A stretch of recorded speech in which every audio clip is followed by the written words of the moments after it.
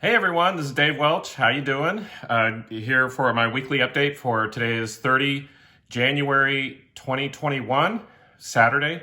I normally upload these videos on Sunday, but I felt the need to get this information out as soon as possible. So this week I want to talk about the ARK updates like I usually do with ARKG, which is ARK Genomics, ARKK, which is ARK Innovations, and ARKQ, which is autonomous AI, robots, and etc. The next thing I want to talk about is my QClean purchase and the issues that I had with TD Ameritrade.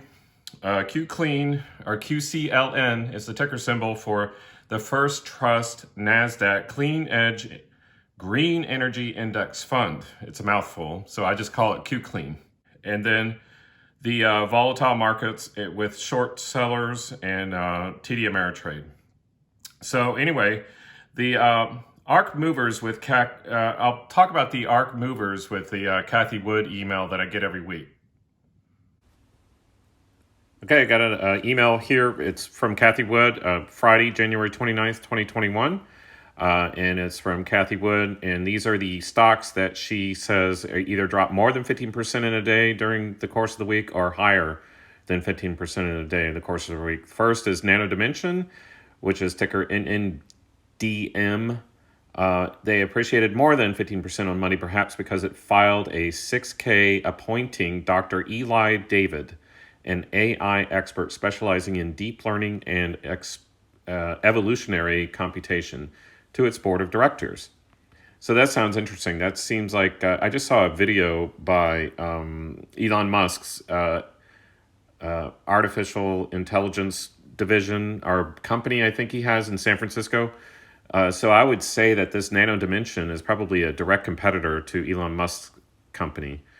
Here is Yaka again in the in her email. This company was in her email last week. Yaka Limited surged 20% on Monday after Citi raised its price targets and upgraded the stock, following several other broker upgrades recently. Yaka is a leading independent merchant acquiring payment platform in China. Zong AN Online. Zong AN Online jumped 16% on Monday in response to news that ZA Bank would receive a license to operate a digital insurance business in Hong Kong. ZhongAn, one of ZA Bank's backers, is an online-only insurance company that has expanded rapidly into new markets and products during the past few years. Agora Inc., this was in her email last week. So Agora rallied 16% on Tuesday, perhaps because of increasing awareness that one of its customers is Clubhouse, a drop-in audio chat social platform that has scaled rapidly in recent months in response to the boom in online retail investment chatter. This sounds similar to that Reddit column that created a lot of buzz around what happened this week with short sellers on GameStop and other things. So back to this. With more than 80% of its business in China, Agora is an API-based real-time communication company that enables live video and voice engagement at large scale. X1, here we are again. This was in the news last week. X1 appreciated more than 16% on Tuesday after news broke that it had reached a license agreement with the Oak Ridge National Laboratory, whichever side of the pond you're on, ORNL, for ceramic metal parts. ORNL has developed its own patented method of 3D printing ceramic metal parts on X1's M-Flex 3D printing machines. The new license allows for commercial use of the technology to print collimators, shielding equipment, and components used in researching neutron scattering. Boy, that's a mouthful. Okay. Workhorse, ticker WKHS, and Virgin Galactic Space. So on Tuesday, Workhorse and Virgin Galactic jumped 30% and 16% respectively.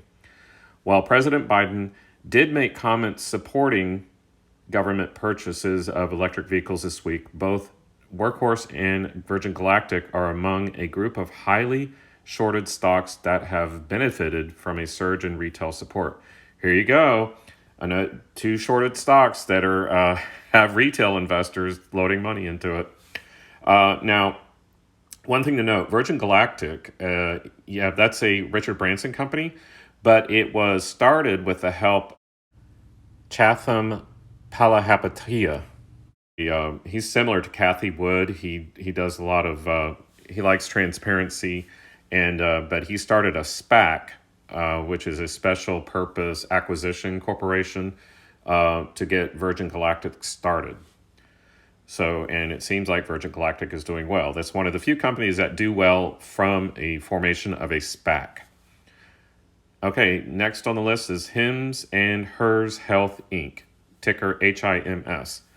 Hims and Hers Health Inc., a telemedicine company aiming to revolutionize healthcare for highly sensitive conditions once considered taboo in discussions, traded up 27% on Tuesday after announcing the completion of its merger with Special Purpose Acquisition Company, SPAC, Oaktree Acquisition. There we go, another SPAC. So these SPACs seem to be a hot ticket way to get IPO'd on the stock exchanges. So back to you. Okay, now I'd like to talk about the QCLN purchase I made with TD Ameritrade. That video is right here. Okay, so I got this, I was on the phone with TD Ameritrade right here, and while I was on the phone, I was recording their frequently asked questions, the increased market activity questions, and I came to realize that there was a problem with their service. I couldn't get a hold of customer service. I couldn't get through to the app. I was trying to log into the app. The only way I could get to trade QCLN was using here I'm scrolling down to see what's going to happen, but I had to use the Thinkorswim app to make the purchase. I could not use the regular TD Ameritrade app. So I was curious what's going to happen with that, and it says Charles Schwab is going to adopt Thinkorswim. So that's good. The good news, and also, I think I'm going to stay with TD Ameritrade because they do have better customer service than Robinhood or even Webull. So, but I was on the phone while I was looking at this for 30 minutes on hold before I actually was able to talk to a customer service agent.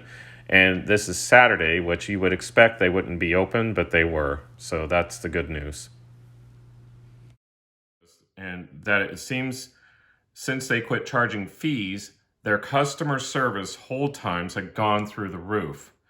I offered a suggestion that they could have a tiered service with those that want a better customer service can pay a premium subscription.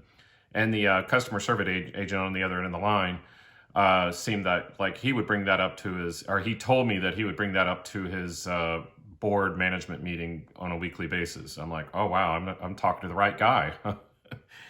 So the free subscription would be like, so like if TD Ameritrade were to go to a free side, that would be more like Robinhood or maybe even Webull, where there really is no customer service except through email. And that's not what I want. I need to talk to somebody on the other end of the phone. And I told TD Ameritrade that, and the customer service guy said, yeah, I hear a lot of other customers saying the same thing. They don't want to go to Robinhood or Webull or any of these other app-only services where the only way you can get customer services through an email.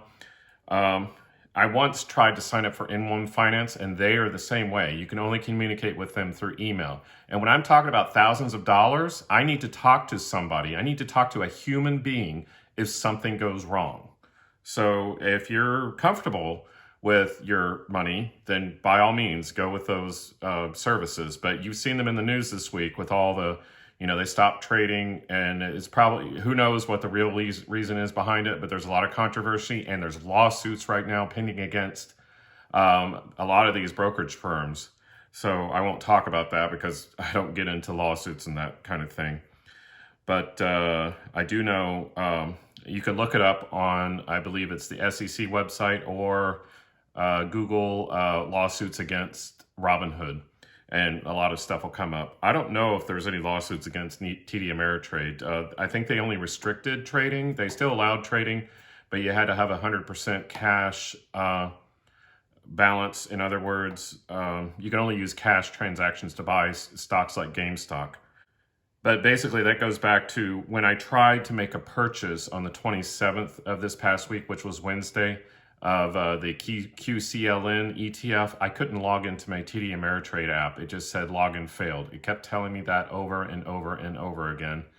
And finally, I realized on my iPhone, I also have a Thinkorswim app, which is an app by TD Ameritrade. So I logged into it. It let me in. So I was like, wow. So I typed in QCLN, issued my purchase. It went off lickety-split. So at least I had that. So the problem was back on the 27th, I couldn't log in to TD Ameritrade, the regular app. I tried calling their customer service and it said the wait time was 30 minutes. And then, so I went into the Thinkorswim app and I was able to do my transaction right away. Now, I don't know if they were authorizing trades for GameStop or American Airlines or what's the other one, AMC. I don't know if that happened or not. Anyway, that's all I have for now, and I will update you again next weekend. Have a great time. Bye.